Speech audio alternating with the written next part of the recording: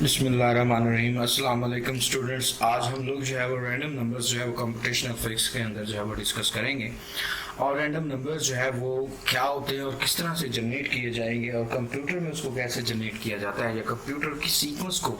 Follow करता है random number generate करने के लिए, आज हम लोग जो है वो डिस्कस करेंगे।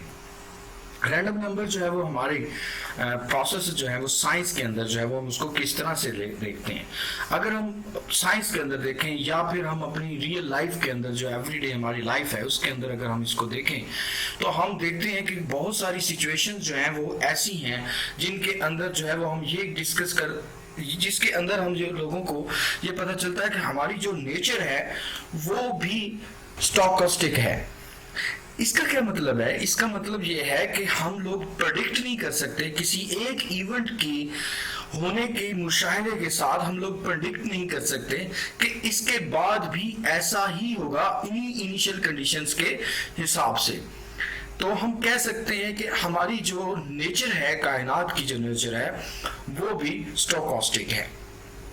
जैसा कि हम ऐसा करेंगे, हम एक कॉइन को जो है, एक सिक्के को जो है वो हम हवा में उछालें और हम उसकी प्रेडिक्शन सिर्फ इस बात की करें कि उसकी टेल के आने के चांसेस जो है वो 50% है और 50% हेड के आने के चांसेस हैं। अगर हम ये प्रेडिक्ट करें और चांसेस करें कि वो 50% है, लेकिन जब हम उसको इवेंट को रिकॉर्ड करें तो हम ये देखें कि हमने तो टेल का चांस लिया था लेकिन ये हेड आया है। इसका मतलब ये है कि मैं टेल का चांस लेने के लिए इसको दोबारा टॉस अप करूंगा और अगर मैं इसको दोबारा टॉस करता हूं तो अगेन जो चांसेस हैं टेल के आने के वो 50% है। इसका मतलब ये है कि हम प्रेडिक्ट कर सकते हैं इस केस के अंदर, कॉइन के केस के अंदर, कि 50% हेड है और 50% टेल के आने के चांसेस हैं। लेकिन अगर हम अपनी रियल लाइफ के अंदर देखें और उसमें ये है कि हर स्टैट के जो टीचर हैं वो हमें ये सिखाते हैं कि अगर आपको जो है वो एक्यूरेसी लेनी है डिस्ट्रीब्यूशन के अंदर तो फिर आपको जो है वो नंबर ऑफ टाइम्स जो है वो इवेंट जो है उसको परफॉर्म करना होगा। यानी वो आपको कॉइन्स जो है वो number of times, large number of times जो है आपको थ्रो करने होंगे टू गेट एक्यूरेट डिस्ट्रीब्यूशन। और अगर देखा जाए तो यही मामला जो है वो डाइस जो है उसकी रोलिंग के अंदर भी यही मामला आता है। यानी कि हम जो डाइस के नंबर है, आपको पता है कि डाइस के ऊपर जो है वो 1 से लेकर 6 तक नंबर है, तो जब हम उसको रोल करते हैं तो हर नंबर की प्रोबेबिलिटी जो है आने की वो 1/6 है। इसी तरह अगर हम ये एज्यूम करें कि हमारे पास 10 डाइस हैं और उन 10 को जो है वो हम 10,000 टाइम जो है वो हम थ्रो करते हैं, रोल करते हैं, उसकी डिस्ट्रीब्यूशन का रिकॉर्ड लेते हैं, तो हमारी जो प्रोबेबिलिटी थ्योरी है ऑफ कोर्स हमें यही कहती है कि जो आउटकम होगी किसी भी कॉम्बिनेशन की वो सिंगल आउट करने की जो हमारे पास कॉम्बिनेशन की होगी वो थ्योरी के मुताबिक जो है वो हर एक की डिफरेंट जो है वो प्रेडिक्शन होगी। यानी हम कह सकते हैं कि अगर हमने वंस लेना है एक थ्रो के अंदर तो उसके चांसेस जो है वो 1/6 हैं। जबकि हम ये कह सकते हैं कि जो एक्चुअल ट्राइंग हम कर रहे हैं इसके लिए, एक्सपेरिमेंट करने के लिए, वो हमें ये सिखाता है कि हम इसमें कुछ भी नया नहीं सीख रहे। हम 10,000 बार भी अगर उसको थ्रो करें तो हमारे पास एक नंबर के आने की प्रोबेबिलिटी एक इवेंट या एक थ्रो के अंदर वो 1/6 ही है। इसमें हम 10,000 बार भी अगर इसको करेंगे तो कुछ नया नहीं हमारे सामने आने वाला। This is what so called Monte Carlo simulation technique. तो कंप्यूटर के अंदर ये आइडिया जो है वो अगर हम कंप्यूटर को दें और कंप्यूटर हमारे लिए कॉइन जो है उसको थ्रो करें और उसके रिकॉर्ड या आउटकम्स जो है उसको रिकॉर्ड करें और हम उसके बाद उसको प्लॉट करें, तो इस स्कीम के तहत सिंपली हम एक कंप्यूटर प्रोग्राम लिखेंगे जो कि रैंडमली वेरिएबल जो है वो जनरेट करेगा और उसमें 2 वैल्यूज होंगी, एक 1 और एक 0, यानी head for 1 and 0 for tail. अगर हम कंप्यूटर को कहें कि यही काम वो 10,000 दफा करे और 10,000 दफा रिकॉर्ड करे इसके रिजल्ट्स को, तो जो हमारे पास प्रॉपर डिस्ट्रीब्यूशन जो आ रही होगी वो 10,000 दफा भी हमारे पास यही होगा कि हेड और टेल के आने की जो प्रोबेबिलिटी है वो एक इवेंट के अंदर 50% है। लेकिन अगर हम इसके लिए कंप्यूटर प्रोग्राम लिखे जो जनरेट करे ऐसे रैंडम नंबर्स को, तो फिर हम कह सकते हैं कि वो कंप्यूटर प्रोग्राम जो होगा वो रैंडम नंबर जनरेट करेगा। तो क्या वो रैंडम नंबर, क्वेश्चन ये है कि क्या वो रैंडम नंबर जो होंगे वो ट्रू रैंडम नंबर्स होंगे? अगर हम इसको डिस्कस करने से पहले यहां पे एक स्टेटमेंट अनाउंस करते हैं, और वो ये है कि there is no true computer generated random number.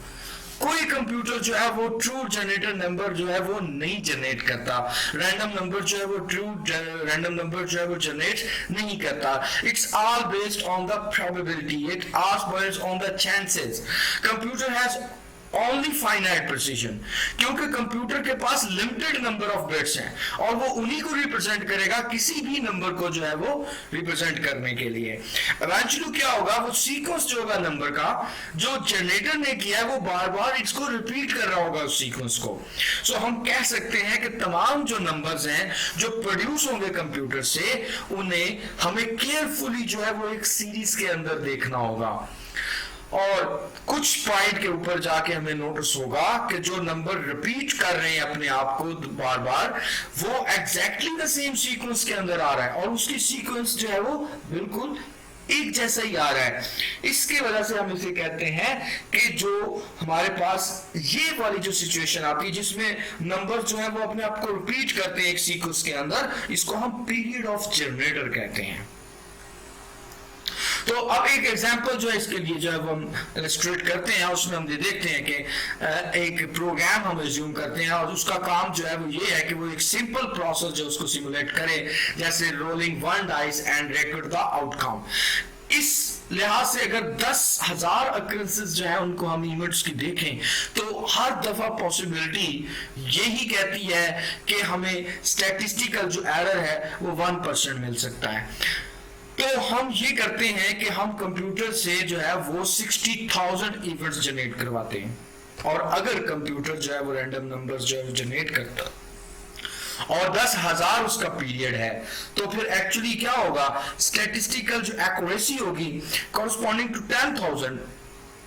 वो होगी, ना कि 60,000 के हिसाब से, क्योंकि 10,000 अक्रेंसेस हैं और इस इवेंट को हम 60,000 दफा करना चाह रहे हैं। तो 60,000 दफा करने से जो उसकी स्टैटिस एक्यूरेसी है वो 10,000 के हिसाब से होगी, 60,000 के हिसाब से नहीं होगी। क्यों? क्योंकि वो सीक्वेंस जो है उसको 6 टाइम जो है वो रिपीट कर रहा है। तो इसमें ट्रिकी पार्ट जो है वो ये है कि हम इसमें ये चेक करेंगे कि हमारा जो कंप्यूटर जनरेटर है, रैंडम जनरेटर है, उसकी पीरियड की लेंथ कितनी है, और उसी से हम प्रॉब्लम जो है उसकी अवेयरनेस को जान पाएंगे। अदरवाइज हम उसकी प्रॉब्लम को जो है वो नहीं समझ पाएंगे कि एक्चुअली जो है वो सीक्वेंस में रिपीटेशन जो आ रही है वो क्यों आ रही है, इसके बारे में हम नहीं जान पाएंगे। इसके लिए हमें ट्रिकी पॉइंट जो है वो जेन में अपने रखना होगा कि उसका पीरियड की लेंथ कितनी बनती है, कितनी ड्यूरेशन के बाद नंबर जो है वो अपने सीक्वेंस में रिपीट हो रहे हैं। अदर जो इशू है वो इसमें ये है कि हम देखते हैं कि जो हमारे पास कंसर्न होती है वो नॉन यूनिफॉर्मनेस जो है वो आ रही है, रेंज है नंबरों की और पॉसिबल कोरिलेशन जो नंबरों के बीच सीक्वेंस के अंदर है उसमें यूनिफॉर्मनेस आ रही है। ठीक है, तो जो आइडियल नंबर्स हैं जनरेट करने के लिए उनकी जो डिस्ट्रीब्यूशन है नंबर के इंटरवल के ऊपर वो इवनली डिस्ट्रीब्यूटेड होंगे, या फिर वरना ऐसा होगा कि हमारी जो सिमुलेशन होगी वो फिर बाइज्ड सिमुलेशन होगी और वो उस जो डिस्ट्रीब्यूशन है जो ओरिजिनल जनरेटेड होगी वो उस तरह से हमें जनरेटेड नंबर जो है वो नहीं मिलेंगे। इसके लिए जो रैंडम नंबर जनरेटर के लिए एक वाइडली यूज जो टेक्निक इस्तेमाल या कोड जो है वो इस्तेमाल रिलेशनशिप किया जाता है वो हमारे पास LCG कहलाता है, लीनियर कॉन्ग्रेंशनल जनरेटर कहलाता है, जिसका फॉर्मूला यहाँ पे जो है वो डिस्प्ले किया है I सब ऑफ I+1, यानी ये नेक्स्ट इवेंट को कैलकुलेट कर रहा है। A इंटू I सब ऑफ I ये प्रीवियस इवेंट है जो किसी कांस्टेंट के साथ मल्टीप्लाई कर रहा है, प्लस C एक अदर नंबर कांस्टेंट है, मॉड M भी एक कोई नंबर है, ठीक है, तो इसमें अगर हम ये चीज जो है वो फॉर्मूले के अंदर जो है वो इस फॉर्मूले को अगर हम देखें तो इससे अक्रेंस लेने से अगर हम ये ड्राइव करके देखें और उसकी डिस्ट्रीब्यूशन जो है वो हम डिफरेंट प्लॉट्स लिखें, जैसे कि हमने यहाँ पे जो रैंडम नंबर 1 ऑफ 0 किया है और इसमें हमने 60,000 में अपनी डिस्ट्रीब्यूशन ली है, तो यहाँ पे हमारे पास जो वैल्यूज हैं वो इन पॉइंट्स की और आरएमएस वैल्यूज जो है वो ये हैं। और अब अगर हमने देखा कि यहाँ पे एक इवेंट में 0 की प्रोबेबिलिटी कुछ इस तरह से है और उस इवेंट में 1 की प्रोबेबिलिटी कुछ इस तरह से है, और अगर हम दोनों 0 और 1 की प्रोबेबिलिटी की बात करते हैं तो वो हमारे पास ये है, और अगर हम ये कहें कि इसी में 1 और 0 के साथ हमने जो है वो एक और फोर्थ जो है नंबर जो है वो हमने ले लिया, तो उसकी प्रेडिक्शन जो है वो हमारे पास कुछ इस तरह से ग्राफ के अंदर शो हो रही है। अब अगर हम ये कांस्टेंट जो जनरेटर्स के अंदर मौजूद हैं उनको हम केयरफुली सिलेक्ट नहीं करते हैं, तो फिर प्रॉब्लम जो है वो हमारे पास सिचुएशन वही होगी कि हम प्रेडिक्ट नहीं कर पाएंगे कि नेक्स्ट रैंडम नंबर जो होगा वो किस तरह का होगा और प्रीवियस नंबर के साथ उसका सीक्वेंस किस तरह से होगा। अगर हम उसकी एक स्मॉल रूटीन डेमोन्स्ट्रेशन के लिए यहाँ पे मैंने जो कोड मेंशन किया है, ये इसको अगर हम समझे तो यहाँ पे हमारे पास एक फंक्शन है जो रैंडम नंबर जनरेट करेगा, और ये जो फंक्शन है इसमें हमने a कोई 65 लिया है और c जो है वो 319 इंटीजर नंबर लिया है, जबकि m जो है वो हमने एक बड़ा नंबर लिया है जो रेंज नंबर है 65537। अब इसमें यह है कि a के साथ जो है वो रैंडम, इनिशियली हमने रैंडम जो है उसको हमने 1 कंसीडर किया क्योंकि ये मल्टीप्लिकेशन में है फैक्टर, तो इसको ये i है और ये i+1 है, तो ये हमारे पास a times random number plus उसमें c, जब इसका रिजल्ट आएगा तो उसका हम मॉड लेंगे, हम उसको डिवाइड करेंगे,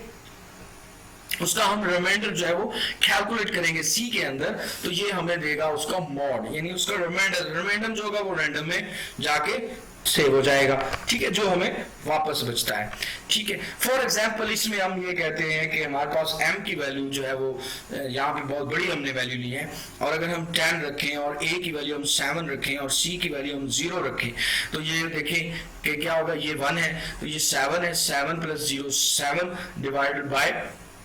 अगर हम रिमाइंडर इसकी बात करें तो 10, तो ये हमारे पास एक नंबर आएगा वो क्या होगा 7, और फिर अब इस 7 के साथ इसकी 59 और फिर ये 0 और फिर 10 से डिवाइड करेंगे तो 10 उसमें देगा 9, अब उसमें आ जाएगा 9, तो ये इस तरह से सीक्वेंस से जो है वो रैंडम नंबर जनरेट करेगा। ठीक है, थैंक यू वेरी मच, खुदा हाफिज।